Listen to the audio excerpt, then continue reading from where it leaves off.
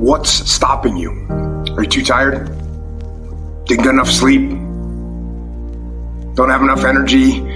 Don't have enough time? Is that what's stopping you right now? Don't have enough money? Is that the thing? Or is the thing that's stopping you, you? Excuses sound best to the person that's making them up. Stop feeling sorry for yourself. Get off the pity potty. Telling everybody your sad and sob stories, trying to get people to show up to your pity potties and your pity parades.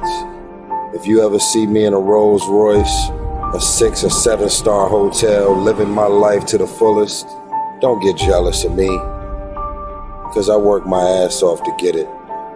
Nobody handed me nothing. Wake your ass up. Awaken the beast inside. It's game on. It's go season. It's time for you to take advantage of the access and the resources that you have in your country and your community. You got a problem with your life. You got a problem with your environment. Do something about it. If you want it, go get it.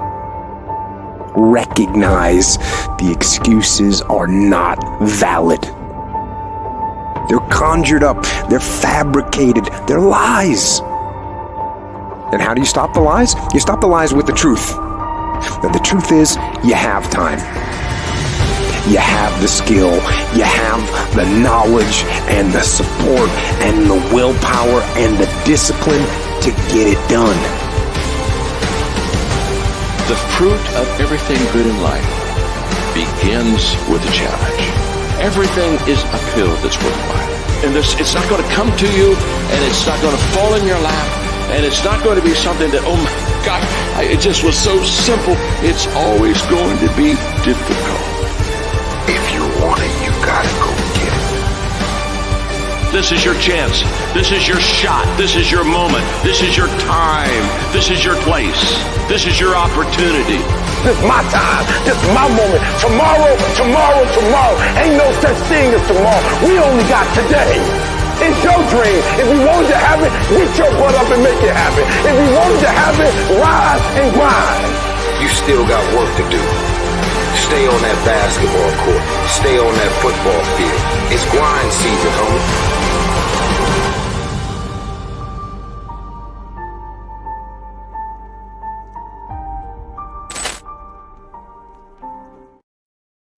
Welcome to the Atomic Wealth Podcast.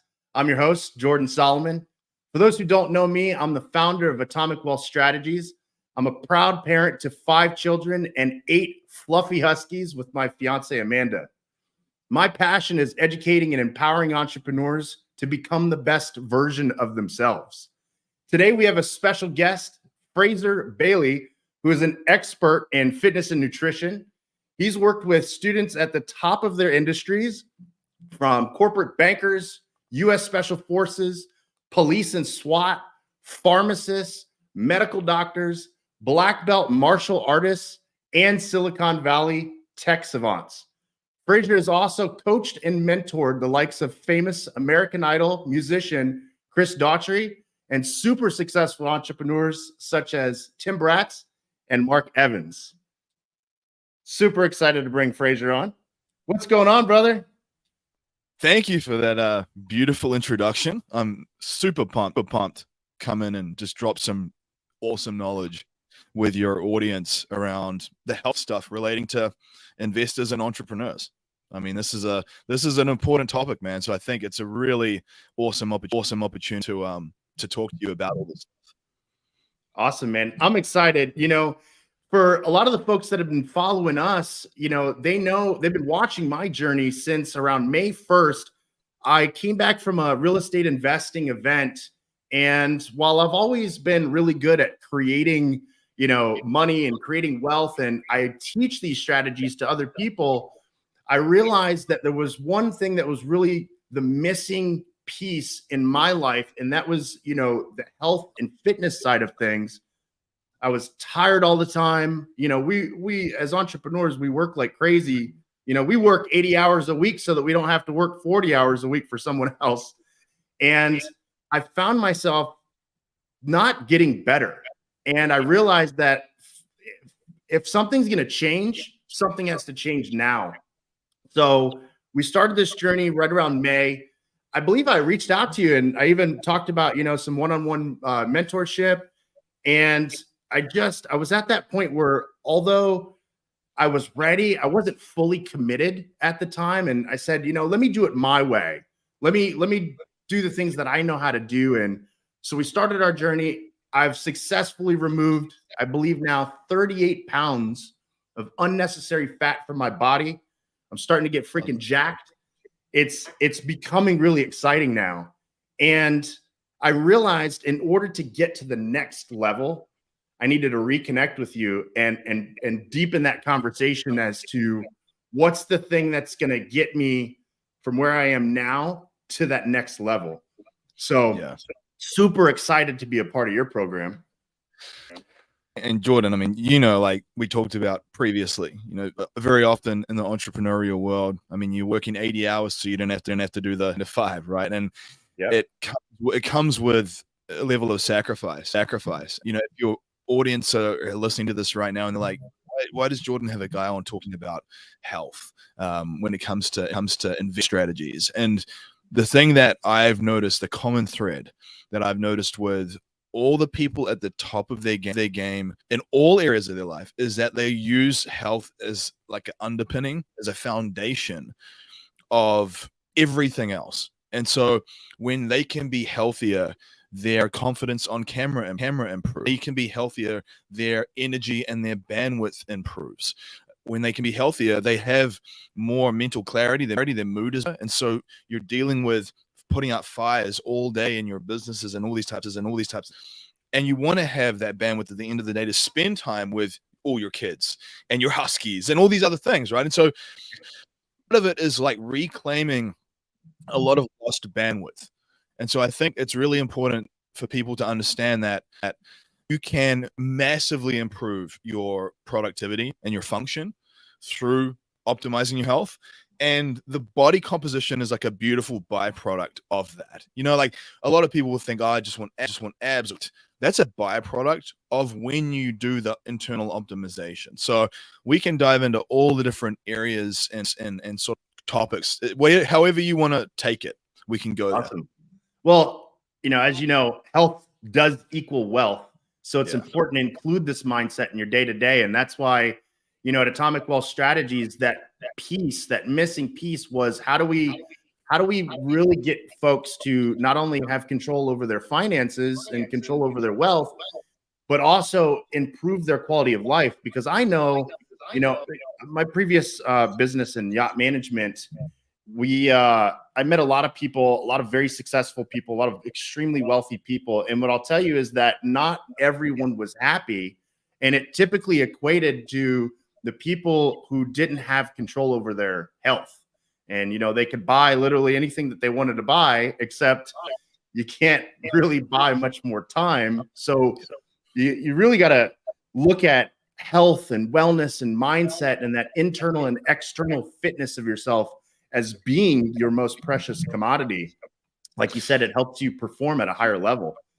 So go ahead. Keep going, man. Sorry. No, I was just gonna say percent. I've had people that have come to me that have had a lot of wealth and they've had their finances together and their investing is going well, and then something happens with their health and everything takes a back burner, everything. And so I've seen it all. So I speak from this place of having a lot of health on in my life, which really drove me down this path, but then seeing other people kind of go through this.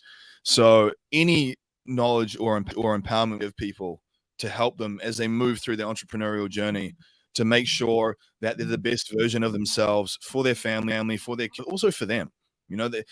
Like you said, it's one thing to have freedom or create these vehicles of wealth, but if you're not happy physically and mentally because of you really start to wonder what's the point. So yeah. And I even started getting to a point where I was getting comfortable And, let me know in the comments. We if you guys want to throw out any comments, we're also going to have a Q&A session here at some point. So whatever channel you're on, just go ahead and throw a comment in the chat and we'll address it later.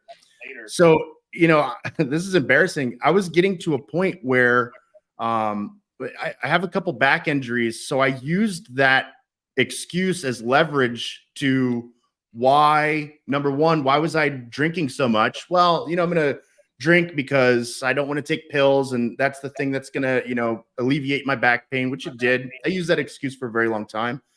And I also, in the beginning of my journey, I said, well, I don't want to go straight to equipment or anything like that because, it really hurts my back and it stresses my back. And for a couple of days, I feel like crap.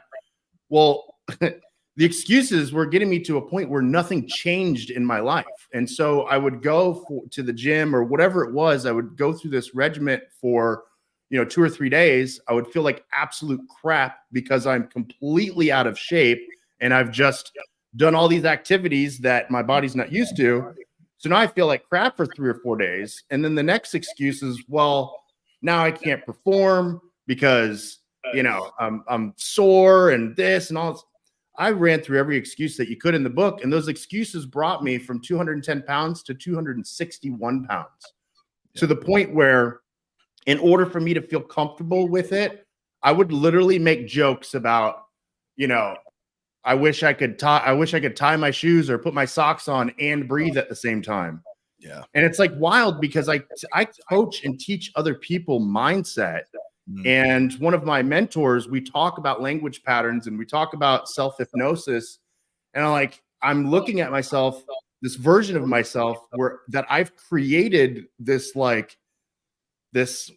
of comfortability around being the weight that I was and being as unfit as I was and just having massive amounts of excuses. And another excuse that I came up with a lot was, I travel so much. There's no way to eat healthy and travel. There's no way to, be able to work out if you're traveling all the time. I used that excuse for a very long time. That excuse helped me get, like I said, from 210 pounds to 261 pounds. And I woke up and I realized, man, all these things that I'm saying to myself right now, that's the thing that's gotten me to increase my weight. So what do I have to start saying and doing that's going to reverse that? Because what I'm doing right now obviously isn't working. And that's one of the things, as I've been talking to a lot of people about our journey who are messaging us, when you start making this transformation, people start noticing. It takes a little while. It took us a good 60 days. Then we showed up to an event. We were kind of hiding. And then we show up to an event and people were like, wow, you guys are looking phenomenal. And not only is that an awesome feeling, it comes with a level of responsibility. People want to see you win. They want to cheer you on. They want to use you as that inspiration and that role model or that influence in their life. And a lot of our listeners struggle with balancing nutrition and fitness. So what are the common challenges that you see people facing, and how does your particular approach to that address these things? Yeah, I mean, first of all, I think you had to go through this journey and have these realizations to get to the point that you're at. I think this stuff doesn't happen overnight. It's a gradual creep, and I would say that some of the stuff that you actually touched on is where you need to begin. So first of all, you need to recognize that there is an issue. You need to, because some people are not there yet. Some people think to themselves, it could, it's not that bad. I'm still at least crushing it in these other areas of life, and they're not truly being honest with themselves. I was in that place myself. I don't think anyone just comes out of the womb a health expert or a super, especially in the modern world now. So much temptation and processed foods and misinformation. It's very hard to know what is what. And I, for a period of 10 years, in my teens, was diagnosed with severe social anxiety, ADHD. I was the poster boy for psychiatric conditions, and I ballooned up. I got overweight. I just had this big swollen face, and I was on a cocktail of medications. And that's what really propelled me down this path of learning about physiology and neurobiology and all of these things, because part of it was, how do I fix myself? How on earth do I reverse, like you said, some of the things that I'd done have created this environment that I'm experiencing? Can I change that and undo this environment? And I'm a firm believer that yes. And so not only was I able to get off all my medications, completely just change about me, honestly, like my identity had a shift, and then obviously the physical component was a byproduct of that. I would say the first thing, Jordan, is people need to understand that you physically are not in shape. It's very often a manifestation of some type of issue going on internally. So if you're overweight and you're struggling, there's some degree of self-soothing or some type of thing going on internally that you're using as like a coping mechanism. I think the understanding and realizing that, to not be in that state of denial like a lot of people are. You got to that point where you realize, okay, something's got to change. And I think I would say the biggest challenges that people face are what you said. They think that there will be a time less busy. They think that there will be a time when they travel less.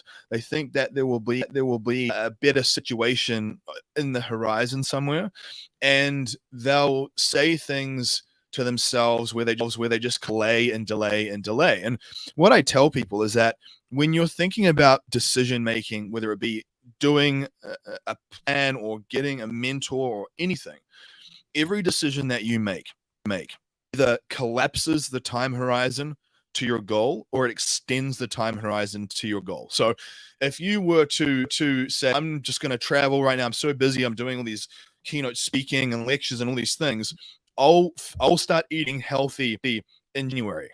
All you're doing is extending the time horizon to your goal. Whereas if you know what, there's never going to be the perfect time to start this thing. I need to just fail forward and recognize that I don't need to be perfect to make progress. And then you're essentially collapsing that time horizon to your goal. The whole point is you want to make many decisions as possible that collapse that time horizon. So it gets you from Jordan 1.0 to Jordan 2.0 in the shortest direction possible with the least amount of pain and friction. And that's where I think people tend to go wrong, where they know they need to get to the 2.0 version of themselves, but go full masochist. So they'll be in the gym 7 days a week. They'll be just like destroy themselves, and they'll do a juice fasting, and they'll do all these really intense things. Because like, I want to get down now. And what happens is just does not know how to cope with that, and the mind doesn't know how to cope with it. So I think that there is ways to get to the result that you will be able to sustain it. And so one of the things that I really am adamant about with, whether it be the superhuman upgrade or my one-on-one stuff, is that we have to ensure that the processes that you're using, you can sustain them long term. Because if you cannot, what's going to happen? You get under pressure and stress. You're going to fall to your level of training. Like we don't to the occasion like we think. We fall to our current level of training.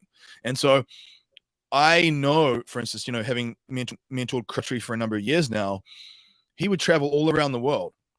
And so I've seen what it takes to make healthier choices while you're on the road in other countries and you have a really, really busy schedule. So fortunate that I've been put in these positions where I've had to figure this stuff out for my students. So now I can basically disseminate that information to new people. So whether it be guys like Chris traveling everywhere with music, whether it be people that have different health issues, hormonal issues, it might be, a myriad of health issues that they're facing.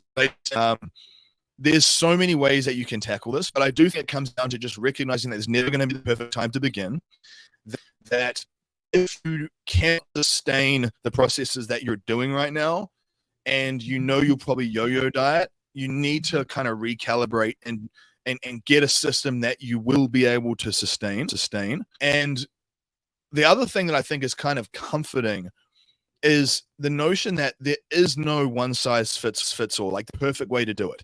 I've seen people get amazing results with myriad of different approaches, so but there's not like one special way that everyone must do. That means they have a degree of experimentation that you can do to find what works perfectly for you. So part of what I try to teach is understanding their own biofeedback. So their biofeedback is kind of what you touched on when you were talking about the pain and the drinking. So your body's sending a signal that there's some pain, or whether it be that or angry or low mood or cravings or anything, your body's trying to speak to you. And part of our job is to learn that language.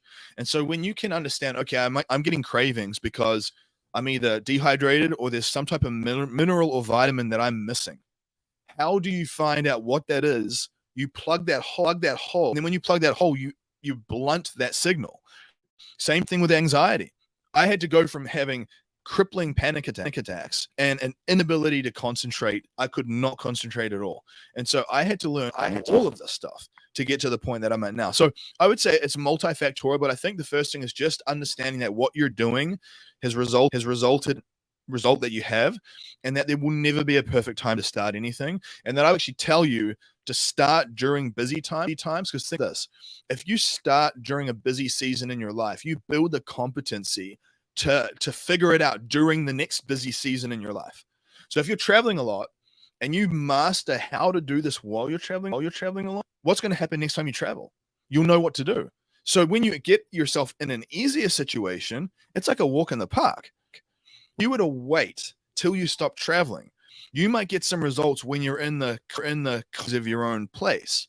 But as soon as you travel again, you fall to your current level of training. So yeah, man, I think it is. I would say the biggest thing is mindset and the psychology around transformation and nutrition.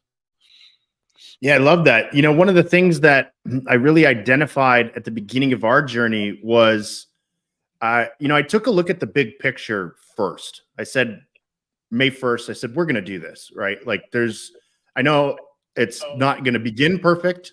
It may not even be perfect during the middle, except we're going to fail forward fast. And we're going to get through this as quick as possible until we find the things that works. And one of the things that was important to me was starting with like a clean slate and starting with some data. And us personally, Amanda and I, we said, let's add in the gym. Let's just try to get there once a week, right? And see what that looks like. Then let's try to get there twice a week, or not next week. Let's go twice. It's like, okay, can we go today? Can we fit this in today? All right, great. What's the micro commitment that we can make today? And, we added in the sauna. We now go to the sauna like 7 days a week to right after the gym. It's probably the best 40 minutes of my day. Dude. And around the meal plan and the healthy eating, I knew from the past that we tried diet plans and different types of strategies that other people were, teaching us on or had their opinion on. And every time I looked at that, I said to myself, this is not the way that I want to eat for the rest of my life. Should this get me the results in the next 90 days or 120 days, I'm going to look at myself in the mirror, be very thankful that I've got to this physique or this internal health. And then I'm going to want to stop eating that way. And that doesn't seem very sustainable. So I started building kind of this habit of eating and really changing my relationship with food in general to make sure that is this sustainable? Is this something that when I travel, I can keep this kind of progress? Same thing with the gym. We're already looking forward to seeing if the hotel has a gym or if there's, a steam room or something like that. It's just, we've changed our relationship with how we're being proactive through the day and designing these things in for us, as opposed to oh, I got to go to the gym today, or, oh, I'm sore. It's you got to change that mindset to no, I get to go to the gym today. I get to be 1% better. I get to be able to eat these wonderful foods and, repair my gut health. And I get to do all these things that other people aren't making the choice to do. And so yeah, from the very beginning, I was crafting for me at that part of the journey a winning strategy of how does this become a lifestyle as opposed to something like 75 hard. I've started 75 hard. Oh my God. I'm sure a lot of people are going to resonate with this. Like I most people, started right? 75 hard like the better part of 20 times. And I would get this high of like telling everybody I'm going to start 75 hard because I'm beginning with the end in mind. I'm like, I'm going to get through this thing and I'm going to be so fit and all this stuff. And like a couple days into it, I'm like, this is not me. Could I like force myself through this? Probably. Am I going to very much dislike this? Probably. So I knew that there had to be something out there that I can do and enjoy and get the results that I wanted to. Yeah. And I'm pretty stoked because I'm pretty sure we found it the moment we joined in the superhuman community. You know, we just got in there recently and super excited for that. The one thing that I know that we get a lot of questions or a lot of people talk about, especially with the noise in the marketplace. You know, I'm in a financial services business and there's 10,000 other financial services business. So people always ask that question, like, well, what makes you different? So a question that we actually have is, you know, there's countless fitness programs out there. What makes your approach completely unique, and what's your secret sauce to getting people to those results that they're looking for? I mean, amazing statements and observations there, first of all. And one of the things that I think one of the shifts that I've seen in myself and with other people at the top of their game is they almost think like a business athlete. You know, in many ways, as an entrepreneur, you need to treat yourself like an athlete. And part of that is sharpening your axe, the sauna, like you're doing. I think of all the routines I do, whether it be eating healthy or training or focusing on my sleep or anything, as ways to sharpen my axe. So when I am swinging, aka doing the work, I'm as energized and efficient as possible, and that does yield better results than if you're swinging with a blunt axe. So I always remember that first. When it comes to the way that I do things that is different, there's a couple of things actually. The first one, I would say that with most people, they think that you'll hear from your friends and people that you this way of eating. This is the perfect way of eating. Like these foods, this exact diet is the best way to do it. And I, being in the space for as long as I have been, I don't think there is any size fits all model that works perfectly because everyone is different. I mean, each person's gut microbiome is different. Person's food sensitivities are different. People's reactivity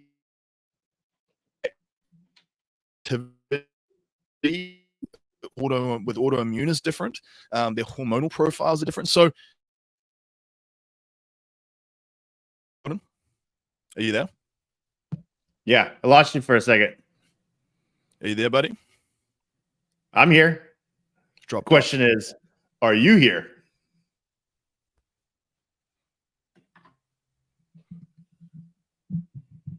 Hello. Maybe we should start doing some jumping jacks. If you guys are watching the stream, just go ahead and start doing some jumping jacks till we get Fraser back.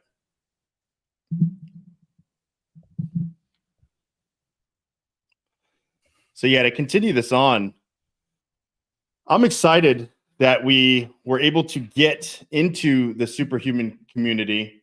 One of the things that I noticed very quickly about this program was that there wasn't a one size fits all approach, which is something that I feel like I've come across in several other programs where it's like, hey, we've got this cookie cutter meal plan for you. We got this cookie cutter, exercise. You're going to do the same things that everybody else is doing. And it's like, how is the one person of one age or one size really going to fit into that one size fits all model? And it just doesn't work. So you back?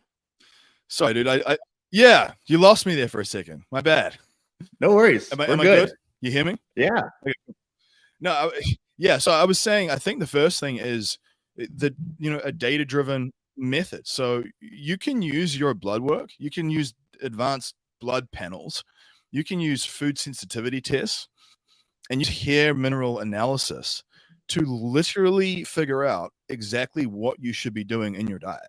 And that's how I've been able to get to the point that I'm at. And the beautiful thing about that is it gives you information exactly what is happening in your body. And so there might be certain foods or certain things that your friend's doing that if you did, you would get suboptimal responses. Hmm. So I think the first thing is having a more objective approach to things and a non-dogmatic approach. And so I've used the blood work and the other testing to really fine tune someone's routine. So they're eating things, and basically what happens when you get to that place is that your cravings go to zero. You don't have cravings because your body's getting all the vitamins and minerals it needs. And so the reason why we fundamentally get cravings beyond the emotional component of the self-soothing is because there's probably holes in your diet. And so to basically plug those holes will mean an elimination of the craving response, and then it's so much easier to diet when you're in that place. I think the second thing is I don't count calories. I haven't counted calories in 10 years, and the model Nice. the model that I teach is a more intuitive approach. So you use volumes and visual portions. So basically, you would come in and depend on the person's blood work. There might be certain foods that they gravitate towards more than others. There might be certain things that they try to keep to a minimum, but there's other things that they'll go heavy on. That's the first thing. And then the second thing is rather than trying to just estimate what's going to happen with your body based on calories, you literally adapt the visual portion sizes, and there's a whole system around this. And you base it off what your body is doing. So if you are in theory, like in a calorie deficit while you're tracking, but your body's not changing, it means that somewhere along the line, the math is wrong. And so the way that I do things is that we will keep adjusting portions of things till you trigger the desired response. It's a fine-tuning process. It's like every week you fine-tune, you fine-tune, you fine-tune.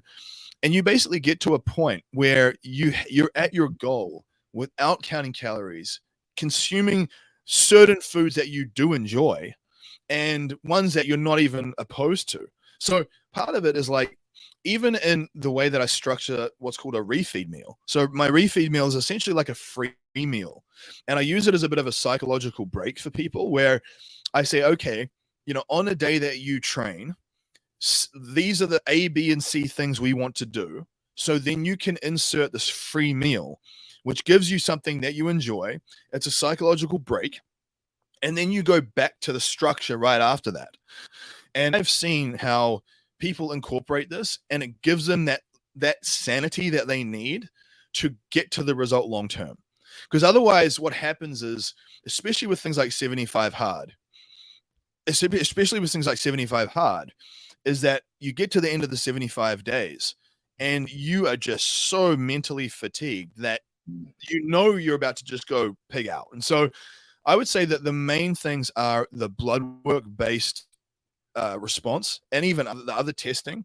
I would say the other component is a much more biofeedback based intuitive eating response. And I think that the combination of those two things together,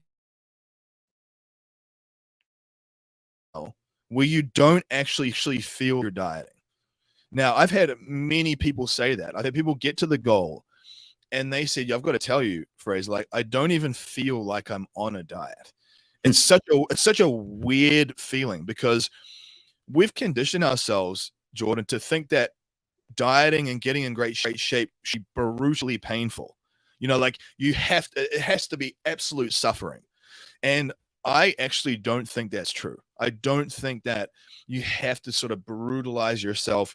Yes, I think you need to upgrade your identity and shift the way you see food and the things that you enjoy. But I don't think it has to be this like David Goggins, just nothing but suffering mentality. So I think that part of it is a mentality shift. And I think that the last component would be to find what I call healthier upgrades for like old meals.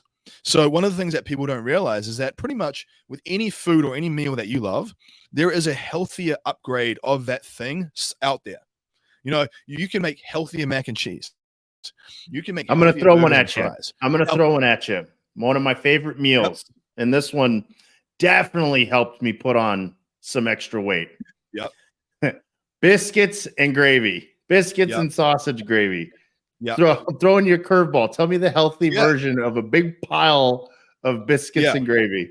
So, I mean, put it this way. I would say that there are going to be sort of organic type biscuits that you can get that probably have cleaner ingredients.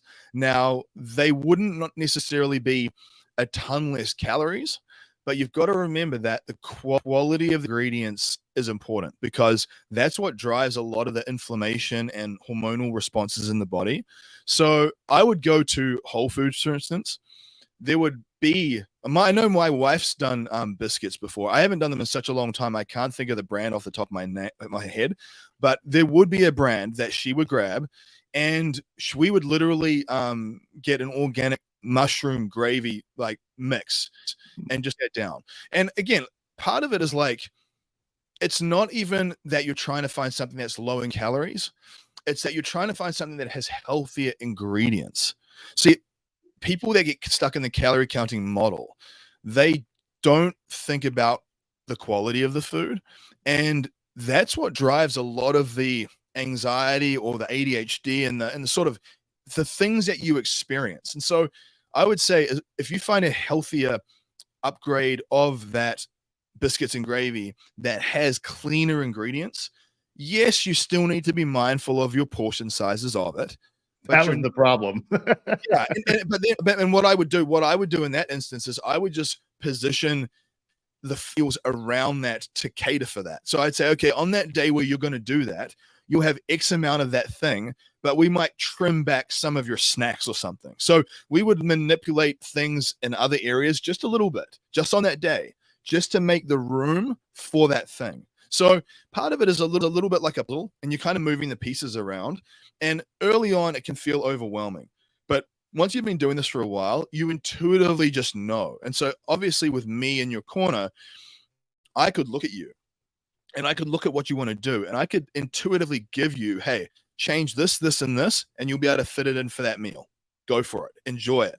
And it's going to be cleaner ingredients, so you're not going to have all the digestive distress and all the issues that come with chemicals. So I think that's something I really want to drive home to the audience, and it kind of segues into what I would say is one. Sorry, buddy, breaking up. It segues into the last component, was this concept that I call eat the rainbow. Are you there, Jordan?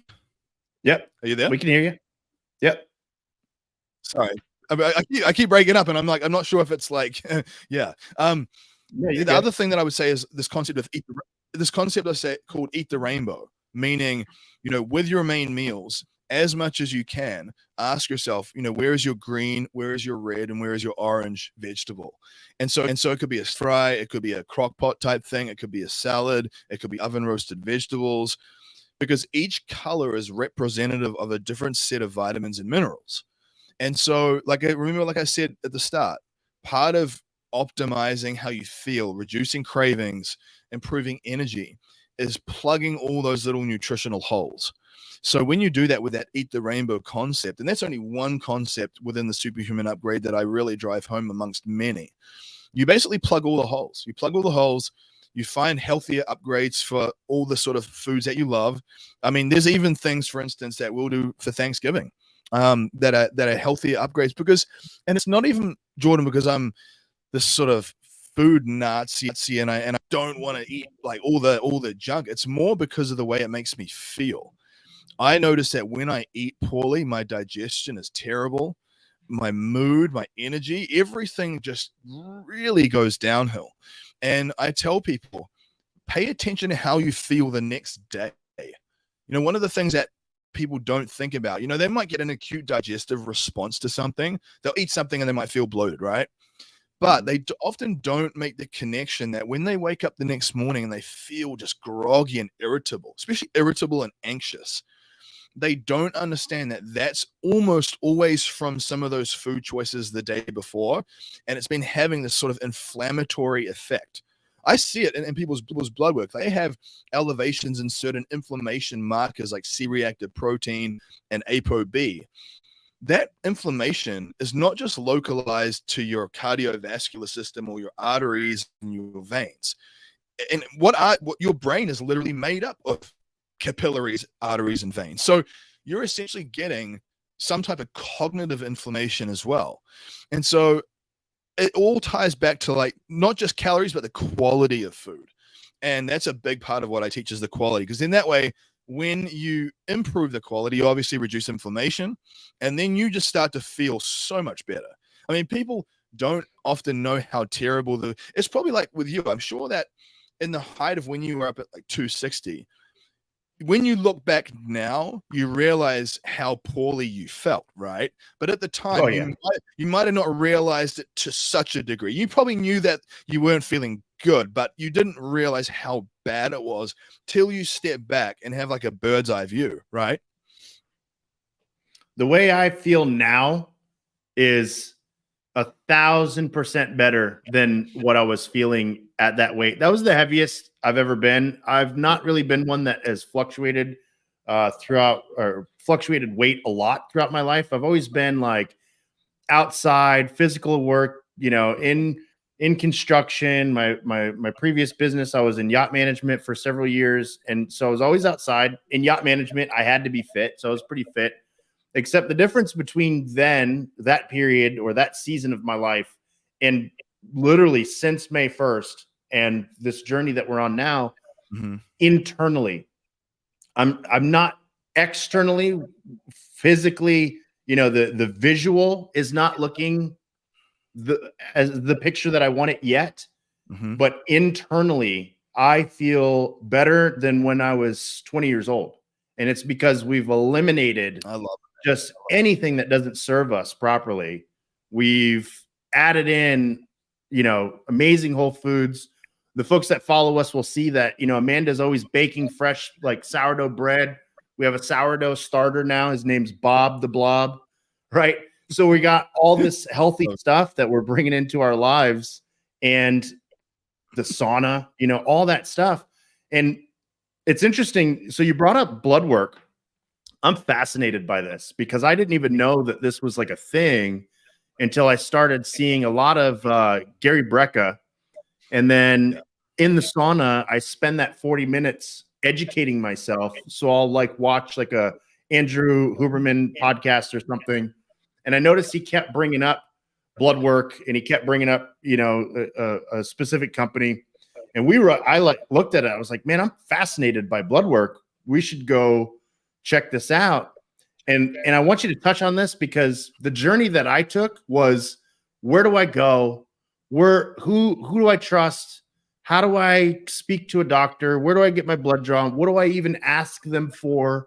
What am I supposed to be receiving? This is not something that I do frequently. So there was a lot of noise in the marketplace as part of our journey, which when that happens, you're just kind of, like you say, you're increasing that time horizon. Like you're doing all this research, trying to figure out where to go get this stuff done and how to do it successfully. And then, what does it all mean on the after, once you get it?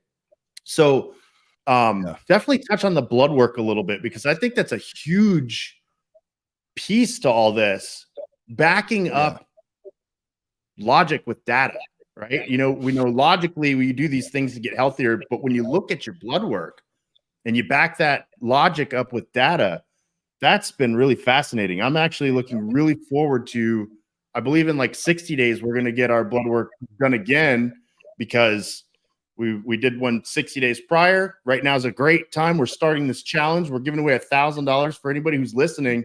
Haven't really touched on that yet. We're giving away $1,000 to someone who has the largest transformation over the next 60 days. We're going to start this on October 7th. You can get started now. The link to join is streaming at the bottom of this. But yeah, we're going to give $1,000 away to somebody who has, by community vote, the largest transformation. And yeah, I really want to touch on that blood work for a moment. Yeah. I mean, like you said, it allows you to get objective. One of the things that you're going to find is that someone will say, hey, this diet was really good. It was the best diet. You should do this diet. And I'm like, did you get your blood work done? And they're like, no. I'm like, well, how do you know it's the best diet then? Because of just how you felt? Because you can reduce down digestive distress, for example, by reducing down your fiber consumption. But very often when you remove a lot of the insoluble fiber from your diet, you're going to see elevations in inflammation markers in your body. And so I've seen people do certain dietary models that they thought were good and that they felt okay. And I would look at some of the inflammation markers like C-reactive protein, which is HSCRP, or ApoB, so apolipic protein B. This is a highly atherogenic LDL subparticle. So your HDL, which is kind of in general terms your good cholesterol, and you've got LDL, which is an umbrella term for the bad cholesterol. Again, people argue about the semantics around this, but ApoB is the one that you really want to look for. And a really good example is most physicians. I've had physicians come to me for nutritional coaching because most physicians do not get nutritional education during their medical degree. They get like 7 hours through the whole thing. And so they don't understand the mechanisms behind how food affects your chemistry. And so I would say, I've had people come to me and they feel okay, we'll run their blood work, and then there's all kinds of markers that are really off. And I say to them, if we improve all these different things, you're going to see even more results. You will feel even better. You will live longer. You'll reduce down, all the aging processes in your body. So with the blood work, give it a bit like, it's almost like you're getting the code for your body. And I would say there's two things to think about. One, if you just go to your normal primary care physician and just say, hey, can you just run blood work on me, doc? They'll probably run a very sort of patchy panel. Like when I say patchy, I mean it's not going to have all the little things that you really want. So, and I almost explain it like this: it's like you have 100-piece puzzle, and you go to the doctor and ask them for the pieces of the puzzle so you can put this together, this 100-piece puzzle, and they give you like 25 pieces, and then then you're tasked to put the puzzle together and figure out what the image is, but you're missing 75 pieces of the puzzle. That's literally what happens all the time. And what I mean is that they'll run certain biomarkers, but then there's tons of stuff that they're not running. And part of it is just insurance stuff. There's a whole insurance headache that you have to contend with, that if you don't put forward some type of potential disease model, insurance will cover it. So you either have to tell them, you have to rattle off a list of ailments, and basically they might be able to get it through insurance, or you have to pay out of pocket. Now, I just prefer to pay out of pocket because you're getting absolutely everything, and you don't have to kind of just deal with all the shenanigans. So part of it is like getting the right stuff, ordering the 100-piece puzzle, not ordering 25 pieces of it and having the other 75 missing. Because if you do that, there's going to be all kinds of pieces of data you're not going to have. For instance, like if you run some of your sex hormones like testosterone, run total testosterone, but you don't run free. You know what your total is, but you don't know what your free is, and your free is actually the more important one. I've seen that before. So it gives you a very sort of partial view of what needs to be done. And then the other component of it, it's a bit like, I explain it a bit like nutrition is like software and your body is like a supercomputer. And there will be certain, say for instance, I'll look at someone's blood work and I'll say, based on your metrics and obviously the physical goal that you want to achieve, these are the types of foods that we want to be adding in daily. these are the types of foods that are probably having a negative reaction to you, or you want to keep to a minimum. And seeing them execute on that, and we'll get the bloods run again in 60 days or 100 days, and massive improvements. And then when you ask them subjectively, how did you feel? They always say things like, my sleep is better, my energy is better, I just feel so much more clear mentally, and I'm not getting all the cravings I used to get, so I'm not snacking on all the stuff I used to just not be able to. I could not stop. And so you're breaking the shackles of that compulsion to just want to binge eat or snack on things. And when you can do that, Jordan, I mean, it just makes life so much easier. So I would say that the blood work component is really useful alongside things like hair mineral analysis or food sensitivity testing, and even like a smart device that tracks your heart rate variability and your sleep cycles and stuff like that. Because then you can see exactly what your body's trying to tell you. And from there, that's when you can adjust your supplementation and your diet, even the meal timing. Like if you're not getting into quality deep sleep, part of it might be you're eating too close to bed and it's keeping your core temperature too elevated. And so you might have to position your dinner meal slightly earlier, allow the digestive process to take place, bring that core temperature back down, and you actually get more deep and REM sleep. So it might not be a matter of, oh, you need to take a Ambien. You know, like some people, people will go straight to the pill, or they'll go straight to the thing. But what's happening, dude, is like you're not actually addressing the root of it. So you just kind of, it's like if someone gets a cortisone shot for an injury, all they're doing is blocking the pain receptors. They're not actually fixing the anatomical issue.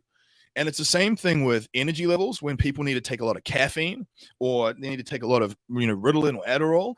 It's the same thing when people are getting digestive issues and they're just popping Tums like it's candy. And what's happening is you're just blunting the signal, but the pathology, that the root of the thing is going to metastasize. It's still there. It's just going to pop up its head somewhere else. I've seen it where there's people that will be getting a myriad of digestive issues, and they will take Tums like it's just going out of fashion, and then they end up. I was one of them. And then they end up having some massive autoimmune reaction, or there's something that goes wrong in this system, and it's just like everything starts to break. And so part of it is like with the blood work, it allows you to get back to the root, and from there you can heal pretty much anything, in my opinion. So we started off, and I talked about a lot of your accolades and the folks that you've trained and the superstars that you've worked with. But share a little bit about your journey and how your journey led it to you creating kind of this training for other folks to plug into. Yeah. I mean, it's crazy. It really is crazy. I'm 39 in November, and for the last 12 39 years, November. Yeah. And so for the last Awesome. for the last 12 years, I've been psychiatric medication free. Now, I don't tell that to people to shame them if they're using something. I never want someone to feel shame about that. I'm just saying to you that there is potentially another way. And through my teens, from the age of about 12 through to 22 years old, I had just the turbulent upbringing. I was, I left school early. I was a butcher. I was in obviously an industry that was very sort of riddled with addiction, lots of drinking, drug use. I was diagnosed with bipolar disorder, severe social anxiety, panic attacks, ADHD. I used my medications as like uppers and downers. So I would be on benzodiazepines for anxiety, and I would take a lot of those, more than prescribed, to kind of really get me like loopy. And then the drowsiness that I would feel from that, I would then take more Ritalin to kind of perk me up again and so it was like this roller coaster of like uppers and downers. And then I was drinking on top of that as well. And I was drinking to cope with the anxiety. Like the anxiety was still there, and I was doing all these things, man. And I hung out with a terrible crowd. I mean, my best friend at the time ended up 15 years in prison. He just got out. I mean, I don't talk to him anymore, but he just got out. So people that I were hanging out with, like, spent decades in prison. So I was a complete person. And like I said, early on, I was really, really skinny. I almost had like that drug look where the Ritalin would suppress my appetite so much that I just didn't eat anything. And I look at skin and bones. And then when I got off that, it's like food became the tool. And that's when, and I started kind of training. So I had some muscle, but I was eating like just terrible. And that's where I ended up ballooning up in weight. My head was just round. I look back at pictures and videos, and I couldn't, at the time, I couldn't see it. Like, I could not see how terrible I looked. I look back now and I'm like, wow, like, oh my God. But at the time, I couldn't see it, man. I couldn't see it. And so I'd gone through all these sort of roller coasters in my life. My parents divorced when I was young. So I was grew up in a broken home, and got to the point where I had, like an overdose attempt.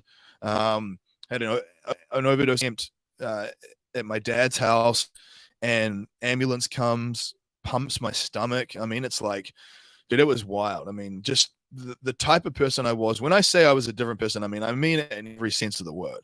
And what happened was I started to get psychotherapy. So I started to go to this therapist called Frank Hayes back in New Zealand, and he became like a surrogate father figure to me. And that was really the sort of the first turning point in my life, where I started to understand the psychology of a lot of the things I'd gone through. And this is before the dawn of social media. I mean, I think YouTube was around, but right in its infancy. So if you didn't know someone who was in really good shape, or you didn't have a book, you couldn't just jump on social media and just find a specialist. So I was not in a place where we're fortunate now that we have at our fingertips all these experts in all these different areas. Like, I would have never been able to with you, Jordan, about any investing stuff unless I knew someone, or I'd get their phone number and call them. Anyway, the point is that he said to me, why don't you try working out? Because you got all this pent up tension. You've got all this like pent up anger. You should probably try and work out to see if it helps you. And at the time I was like, how the hell is working out going to help me, like, with my tension? I didn't understand the chemical nature of, I didn't understand how training in many ways is like a pressure release valve, and that we build up that internal pressure like a human Instapot. And if we don't have that little valve steam thing that opens and shoots the steam out, we explode. And that then makes you grab the alcohol. It makes you grab the fast food and the junk food, just kind of self-soothe. And so I started to train, and I started to notice how I felt progressively better. It wasn't like an overnight thing where I just thrust myself in the deep end. It was like a gradual process. And then what I noticed was that because I was getting better physical results, I sort of became more of like a bodybuilder when it comes to the diet. Like, I ate more of like a bodybuilding style diet. Like, it was like tuna and rice, like it was coming out my eyeballs. But I will tell you, that was at least a step in the right direction. So I went from eating a lot of processed, refined foods to more whole foods, albeit it was like a lot of calories and, a lot of like low grade stuff. But it was a step in the right direction nonetheless. And that's when I was like, because I'd recently at that time gone back to try and study law and psychology. And I got into my second year and had a attack that was so bad that I quit. 2 years in, with nothing to show for it. And so that's when I went back, and that's when I really doubled down on all the stuff that I just mentioned. And then I went back to study nutrition and physiology. So this was almost more of like my passion at this point. I was like, okay, like, this is something that I'm using to heal myself. I want to learn this stuff so I can teach it, and I want to learn so I can find out what other things don't I know, and go through that process, finish that, pass that. That was the first thing I passed in my life. I failed young at school. I left when I was 16. I flunked it. I flunked the first degree thing. Like, I'd failed so many times. It was just unbelievable. And to pass this was like a breath of fresh air. Like, I'm not a complete loser. It's like, that's at the time, that's what I thought. And Then once what's that? Were you going to You say there? something, Jordan? Yeah. Did I break up? I'm like letting this pour in, man. This is an incredible journey. Yeah. And then what happened was that's when I really started to go down the rabbit hole of understanding all the stuff that we've talked about. So food is like software, your body's like a supercomputer, understanding neurobiology, different brain chemicals like dopamine, serotonin, acetylcholine, and GABA, and how all of those chemicals, like acetylcholine is like the accelerator on your brain, GABA is like the braking system. People that have a lot of anxiety or feel like they're very flustered all the time, they tend to be acetylcholine dominant, and they need more GABA. And so you can actually add certain foods or things into your routine to help stimulate GABA production to balance out your mood more. So I started to understand and learn that stuff regarding brain chemistry and how certain supplements and foods would actually affect the chemical nature of your psychology. Systems and gut health, and how the gut affected the brain, and how everything is fundamentally connected. There's no one system in the body that's separate. I mean, the gut affects the brain then affects like your nervous system. Your nervous system affects your heart rate and all these different mechanisms, sleep cycles, and how the sleep cycles affect your circadian biology. And it all comes to, and it can sound overwhelming. It can sound really overwhelming, but the point is that there's many simple fundamentals that you can apply that are not confusing, that solve many of these problems. So a lot of the things that I'd been facing, I really started to fine tune through the blood work, through the food sensitivity testing. Like one of the things that a lot of people don't realize is that if they're getting a lot of brain fog or just issues concentrating, they might be getting these low grade food sensitivities. So it's not like you have to go into anaphylactic shock, like, swelling up like you ate peanuts. Even these low grade food sensitivities that most people don't even know they have could be affecting anxiety and mood and focus. And so going through this food sensitivity panel, going through a hair mineral analysis, because your hair will literally tell you what minerals and vitamins are low, and then plugging those holes. And dude, having done this now for years and just refining over a period of years. So I would say that it's been such a journey. I mean, I was at the other end of the spectrum. I was worse off than just your average person. It was so bad. I mean, I kind of brushed over it, but I was a complete disaster. And now at the point, like you were saying, where I have physicians and doctors who come to me as students. I've done stuff with a number of special force operators, Navy SEALs, Green Berets. I mean, musician Chris Daltrey, and then the lead singer from another band, Asking Alexandria. He's a massive guy too. They got millions of followers on Facebook and social media. I never thought that I would be in this place, and it was because I solved my problems, and then I teach other people how to do the same. So it's been such a rewarding thing, because you wonder sometimes, okay, I solved my own problems, but can I solve someone else's? Like I fixed me, but was it just a fluke? Was this just an accident? And then when you see that you actually can help many people, you're like, man, this is something real. This is something, this is a gift that I want to give to as many people as possible. And so for a while there, my high ticket one-on-one coaching, as you know, is a real investment. I mean, the shock. And so that's where I'm coming from, the point of I wanted to create something that was more accessible to people. And so that's how the Superhuman Upgrade was created. It's literally a distillation of like 20 years of knowledge and experience into this process with no calorie count. It's not technical, man. It's not. I wanted to make it like dummy. Yeah, I like that. We talk about making our courses. How can you make the course to where a bright 7-year-old can understand? So for anybody watching, it looks like Fraser may have locked up here. For anybody watching, if you want to connect with Fraser directly, I have his Facebook streaming at the bottom of here. It's www.facebook.com/Fraser.Bailey. I'm back. And Sorry, dude. All right, It's he's back. it's so patchy right now, man. Forgive me. No worries. So I was telling everybody, we've got streaming at the bottom of this live. We've got your Facebook profile, so folks can come check you out and follow you on Facebook.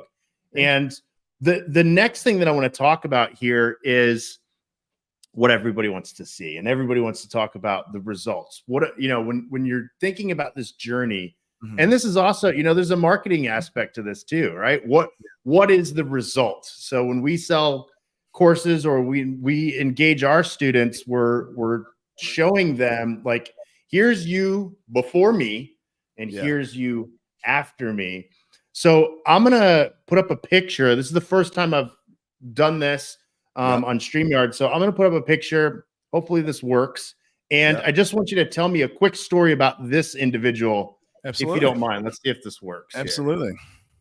It's Micah. So it doesn't work there. Let's see if maybe I can put it here, and we'll talk about this gentleman. Absolutely, man. If you want me to, I mean, I can start if you want. Or yeah, go ahead. Oh, yeah, you can go ahead and talk to him. We'll talk about him while I'm trying to figure out where it actually goes. So yeah, with this gentleman here, you know, you'll be able to see closer up. And in fact, even if you go to my page and you scroll down a little bit, there we go. So this was this images here was 8 weeks, and there was 30 pounds of weight difference. So he had lost 30 pounds in 8 weeks and got to this condition. Now, the thing that I always emphasized to him was that we needed to do this in a way that he could sustain.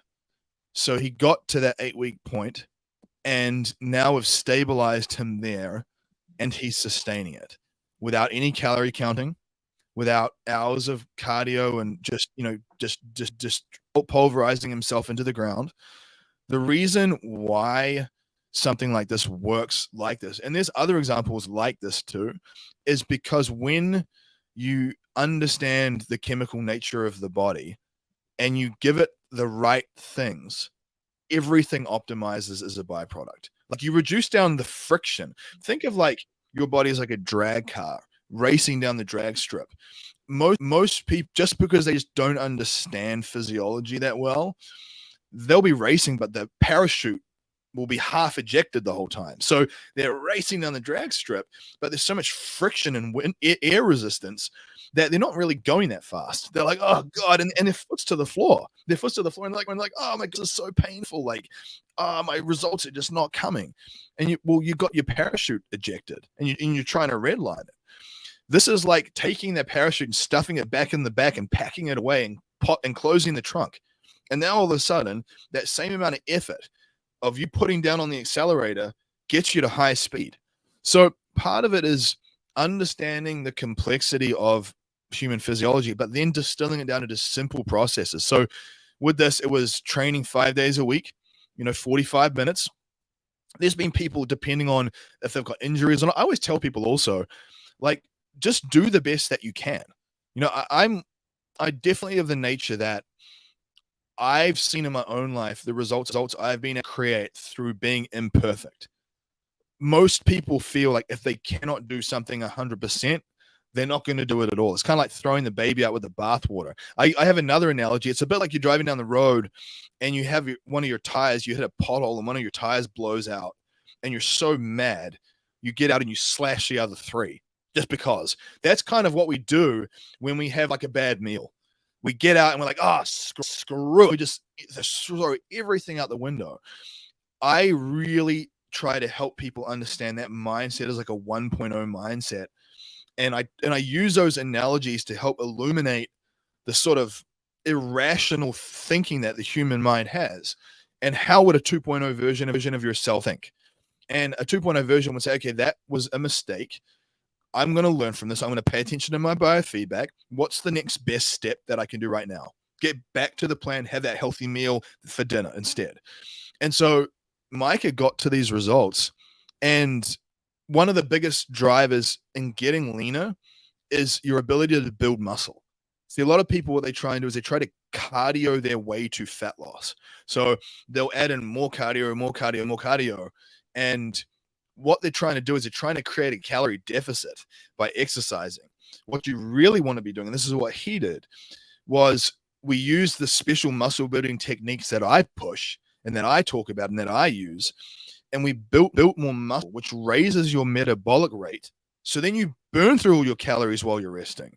So for you, Jordan, part of it is going to be making sure that we build enough muscle, but while still paying attention to your back or your injuries, making sure that we do not go backwards with that, but we build enough muscle that raises your basal metabolic rate, say from 2,000 calories up to 2,500. So now you're burning 500 calories of body fat every day. And so that's how I'm at like 8% body fat, and I sustain it all year. And I'm not using stimulants, or like I'm not doing all the fitness stuff that people do. I'm doing it in a way where I am able to blunt craving signals through getting the right vitamins and minerals, and doing it in a way where you build enough muscle as a substrate that's going to burn through all that body fat while you're resting. And the last component, I think, with that picture was I always wanted to make sure that the processes that I designed catered to busy entrepreneurs and busy professionals. You know, I've done so much stuff at this point with people at the high level, and I've seen the pressure and the stress and the workload that they have. And typical models don't really fit. I mean, as you said, you're traveling a lot, and most plans, if you can't do all your meal prep at home and take all your Tupperware with you, you're screwed. And that's not what I would consider an optimal transformation. And so even Chris Daughtry, the musician, most people have seen the condition he's in now. A lot of people have been talking about it from his music video that he was in. So he got a lot of attention based on his physique. So that's like, it's like a branding thing. And obviously he's traveling all the time. He's traveling all the time. So we've had to figure out how to do this on the road. You know, so that's my wheelhouse, is to take the adaptability or like the ever-changing landscape of an entrepreneur or a professional and time constraints as parents. You know, like it's different when you're single without kids. It's another thing entirely when you have a family, because all of a sudden you have all these little humans that need you, and you're juggling. You know, you're juggling business, you're juggling fatherhood, and it's like, it's a lot. And so I really wanted to make sure that the processes in this were solid and that there was something that people could sustain. It had to be something you could sustain. And the reason I know it's something that you can sustain is because there's a number of people that I beta tested it on that have been doing it for months and months and months and months. Some of them have gone on for over a year now doing this long term. So even though it is like a 4-week cycle, it's something that you can literally repeat. You repeat it over and over till you hit your target, and then we build out systems to help you sustain it when you're there. And I mean, that's it in a nutshell. I can't hear you, Jordan. I don't know if you. Let me see. I don't know if it's just my audio. Yeah. Nope, that's me. God, you're there. Gotta learn how to work all these fancy tools. I was like, man, am I having more technical difficulties? So one of the things that is awesome is last night, when we got into the community, and this is when I talk about this, it's going to show you the mind kind of shift that we've gone through. I used to be, I'll get to it tomorrow, because, we are very busy. Amanda and I, our household, again, we've got a lot of kids. We got a lot of dogs. Sometimes I lose count of both. There's thousands of micro commitments that we have just there. Yeah. And then running multiple businesses and the commitments that we have to our clients and our prospects and our strategic alliance partners. And then we look at like what's left over and what do we get to do with what's left over? Yeah. That's the old way of thinking. The new way of thinking is we have to take care of ourselves first. And I teach this to my students is you can't pour from an empty cup. The only time that you're going to be able to pour into anybody else is if that cup's overflowing. And for this journey that we've been taking, the only way that cup's going to overflow is if I've got massive amounts of energy so that I can pour into other people. Yeah. So it was fascinating. Yesterday we joined it was late when we got into the Facebook group and all this stuff. And I'd already, had tons of commitments. And I looked at my watch because I was going through your videos, some of those beginning 3 or 4 videos. And I'm going through like the list. And I'm like, okay, check this off. This, we've been kind of doing this. This will be easy to add into it. And then I was looking, you said something about steps. And I like looked at my watch. I looked at the steps. And I'm like, man, we didn't do anything today. So we got up and we're like, hey, let's go walk the dogs. Who cares if it's 11:30 at night? Let's go walk the dogs around the block. It's exactly 1 mile around this certain kind of path. And I said, are we starting today? Are we starting tomorrow? Or are we just getting this stuff done and just getting to it? We're in the community. We've made the commitment mentally. Now let's make the commitment physically, and let's just start right now. And I think that's one of the challenges that most people have is like, we talk about this with my mentor a lot, Marshall Silver. It's like, just take action now, right? It does not have to be perfect. It seldom ever is perfect in most cases.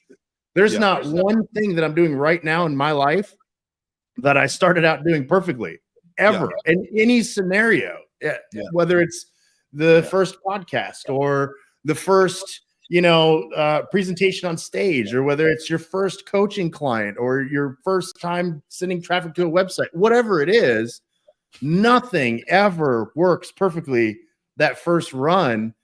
And taking massive imperfect action is absolutely key. And I believe you touched on a lot of that right in the beginning of the program. Of just like, listen, just do things so that we can build this data set and figure out which knobs to turn as we move forward. But if I know people that have analysis paralysis, that sit back and they want to think through the entire thing. They want to analyze the entire thing. They want to come do that thing so perfectly.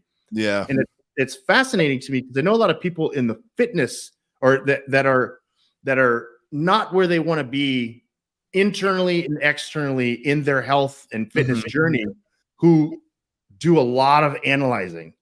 And I'm like, grab your dog and walk around the block. Right. The thing that I say to people is, like, even in entrepreneurship, you have to build the bridge as you cross it. 100%. You have to build the parachute after you jump. It's that mentality of like, you just have to go. Because I think about it from the perspective of, if you're waiting till you have enough data that gives you certainty, you'll be waiting your whole life. And I've seen how, when you just make a decision to go and give yourself permission to fail, knowing that you can learn from it and that you can fail forward and get better. Jordan, I mean, like, you start to see failure differently. You don't see failure like in high school when you fail the test and like you're not smart because you failed the exam. You start to see failure as like a feedback mechanism that you're actually pushing the boundaries of your comfort zone. And that if you keep pushing that boundary, eventually all those things that are on the perimeter right now that are challenging to you, eventually it's going to become normal. It'll become like part of your normal operating procedure. And so absolutely, I think that ability to understand, one, that you cannot hang your hat on past failed attempts and say, well, I've tried all these things, I'm useless, my body just not going to respond. Like, you can't allow yourself to have that story. And you have to understand that if you can do something like this during one of the hardest seasons, the busiest seasons of your life, then you build the skill sets to navigate this next time that happens. But if you wait till things are easier, when things get more difficult again, you will default back to what you were doing. So there's been many times where I've got coaching in different areas was like a very inconvenient time. I was like, oh man, like we were moving state and I was like, oh, this is going to be like, and I take my own advice. I'm like, I might as well just do it now, because if I can do it now, I'll figure out how to do it when this happens again. But if I wait till things are perfect, as soon as we start traveling again, it's going to go out the window. So absolutely what you said is so important to understand. For those listening, I have 1,000 pictures of me saying we're gonna start going to the gym, or here's a picture of my healthy meal and all this other stuff.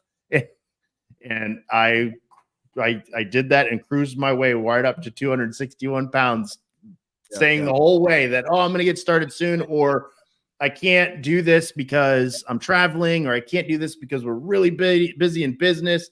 I have 1,000 pictures. I have the pile of receipts that show those same excuses that a lot of people make. And I've even spoken to a few people recently who were interested in the challenge, which I'm going to bring up real quick.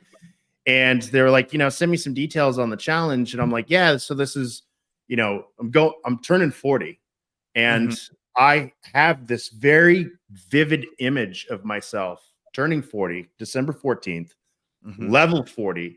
It's going to be the best season of my life. I'm going to be the healthiest I've ever been. I'm going to be the wealthiest I've ever been. And everything from that moment on is really going to be the foundation in which we're just going to go into the stratosphere, right? Like, this is the vision that I've created on a molecular level, right? I'm really digging deep on this one. And so my vision is clear. And I tell people, as part of that, like, I want to hold myself accountable as well as bless other people, and bless other people with an opportunity to get their investment back, right? And this is an investment. Anything that you do, you're investing time, obviously investing some money. So we created a challenge. I just woke up one morning and I said, it'd be a phenomenal idea is, as we're going through this and as we are going to take this journey and become the best version of ourselves in the next, I think it's 75 days. I said, why don't we bring people along with us so that instead of sitting on the sidelines and watching Jordan in 76 days become a superhuman, why don't they join us? And then we'll create this kind of inner community of people who are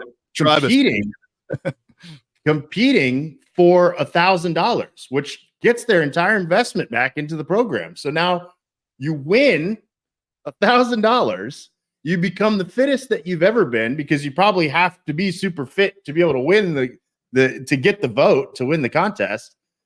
So that's what we have going on right now. That with this, $1,000 giveaway, I want to bless somebody on my birthday with $1,000, while them also being the best version of themselves. Where we got the link to go ahead and join the community at the bottom. It's bit.ly/atomic fitness. And in a moment, I'm going to stream Fraser's Facebook so that you guys can go ahead and follow him as well and get connected. So that's the $1,000 giveaway challenge. You're going to join us. You're going to join the community. You're going to get into Fraser's superhuman program. We're going to have a tiny community of people that join with us between now and October 7th. Challenge officially starts October 7th. It's going to go on for 60 days. Community is going to vote.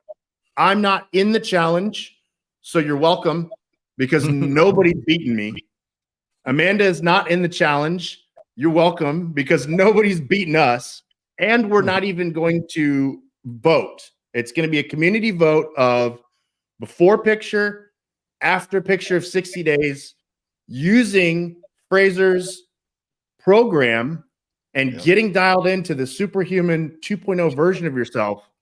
The person who gets voted by the community as having the biggest transformation doesn't mean you've gotten the most muscle, doesn't mean you've lost the most belly fat or whatever it is. It is the biggest transformation, overall transformation over the course of 60 days.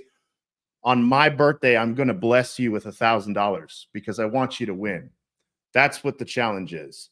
Now, for anyone who is thinking about this, I'm going to ask you. So I already have gotten a sneak peek of this, but I'm only in the beginning stage.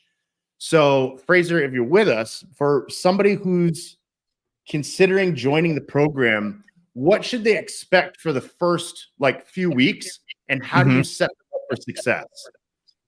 Yeah, so I think part of it is, is being involved in the community. So being in the private Facebook group, I do weekly Q&As. So we talk about mindset on there. I'm big on mindset. Just being in the community with people in the trenches with you, I think is, as you probably know, with having done things like this, it's so important. Having that camaraderie, having that accountability, and then obviously having that ability to ask me questions that are nuanced to your unique situation on the Q&As, I think is really valuable. I think part of what I wanted to do was I created a week 0, or like a prep week. So rather than like someone just launching themselves and head first into one, and they have all these things they need to do, they have week 0, which is kind of allows them to get their bearings and get organized and learn the ropes. So they go into week 1 organized. So they're not going into week 1 reactive and sort of on the back foot. And yeah, sure, even though you have week 0 prep week to lock down some of the fundamentals, you'll still have challenges. You'll still have things that you screw up, and that's okay.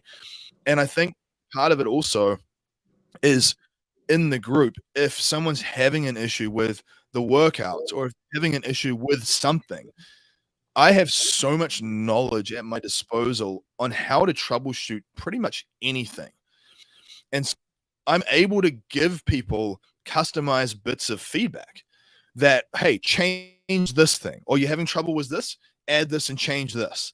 And they'll make these little, like you said, you adjust the knobs and the dials of your own sort of experience. And it's life-changing.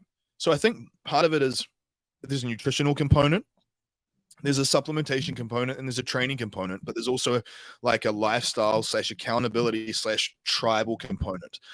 And when you address the psychology and the habits, and then you address the nutrition with some of the supplementation to fill any of the gaps, and then you address the training to make sure it's efficient, and then you have Q&As and you have daily, weekly support where we're adjusting things where needed. Jordan, I mean, it's amazing what's possible. And you realize that one of the cool things is, even with this challenge, someone might get to the end and their diet choices and their routine looks a bit different than the next person's. It's not like everyone's doing exactly the same thing. There is a little bit of like nuance to it based on the stuff we've talked about. And so all the templates that I've designed have been designed where you can kind of imprint your favorite foods on it from the lists. And I'm teaching you how to do these things without calorie counting and without getting caught up in all the macros and things. And so it's a very, very user-friendly model. It's not your traditional fitness model where it's like you're preparing for like a bodybuilding show or something. It's nothing like that. And so I do think having the tribal component, like the group, and then I even tell people, I tell them, post a breakdown, I take pictures of all your meals and just post it every day. Why? Because let's say you get into week 1 or 2 and you're getting really good results, and then you hit a plateau.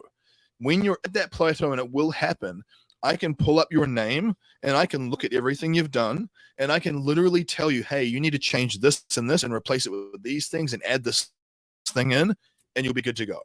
And I've done that, and all of a sudden the plateau's busted. So it's just a really good form of accountability, but it's also a way for me to add a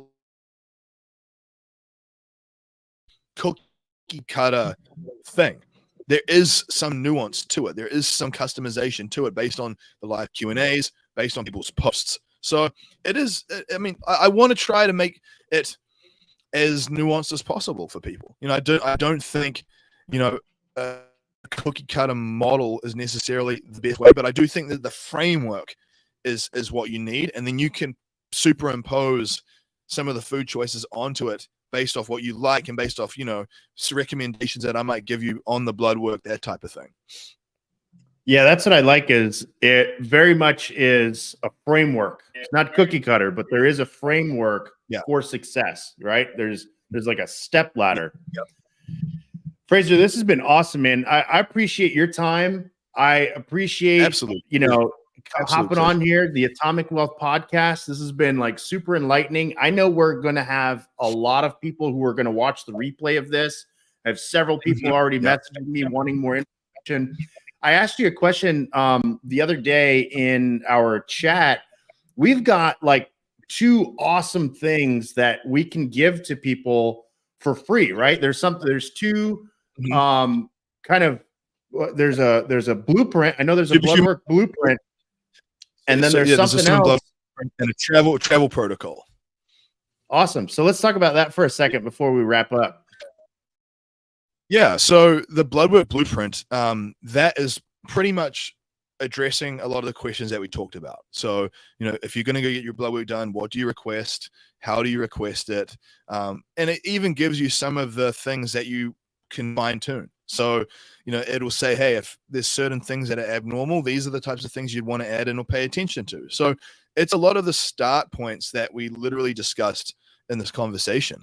The travel protocol was one that came out of the fact that a lot of my people travel a lot. And I thought to myself, again, talking about frameworks, there is a set of frameworks that you can take with you on the road that you can actually superimpose into any environment and make it work. And so this comes from not only myself traveling a lot, but having dealt with so many people that are just traveling all the time. So I've had the benefit to sort of see what are the commonalities, what are the things, like if someone's very busy and they're on the go constantly, how do you make this work? Like, what do you need to think about with your training? What do you need to think about with your food choices when you're traveling around? Like, what do you look for? What do you take with you? Can you take anything with you? And so between the Superhuman Travel Protocol and the Superhuman Bloodwork Blueprint, you have 2 sort of pieces of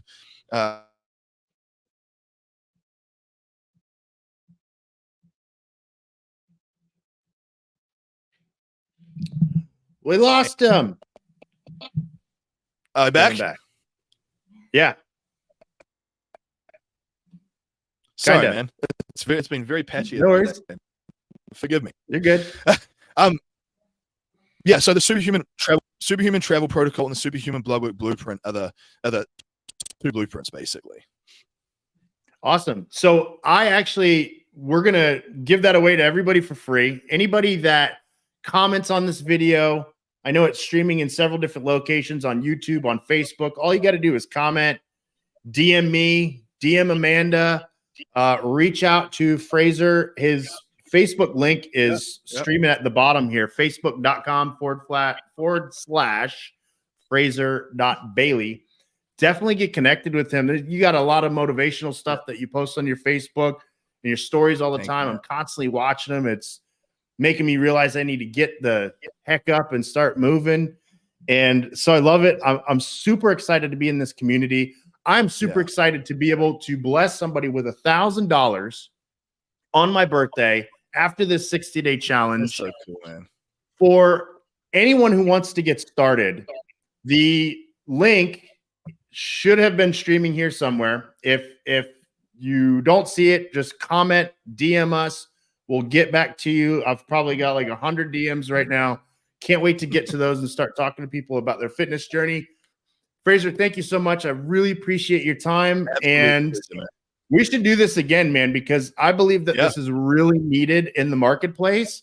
And if there's one thing that I believe could, keep me going, is like if every 60 days there was a fitness challenge, right? Yeah. Then I'd have to be like consistently progressing. And I don't see anything wrong with that. And I really love giving money away. So anybody watching this, you should connect with us on Facebook as well. I am always giving away money. Last year, I think we gave like almost $20,000 away in the month of December for fun, because that's what we do. We bless others. So again, thank you so much, Fraser. Thank you. Thank you. I'm going to hop off of here and I'm going to go run to the gym real quick. All right, guys. Thank you so much. Reach out to me, anyone, if you need to talk. I appreciate it. Awesome. Bye. Thanks, brother.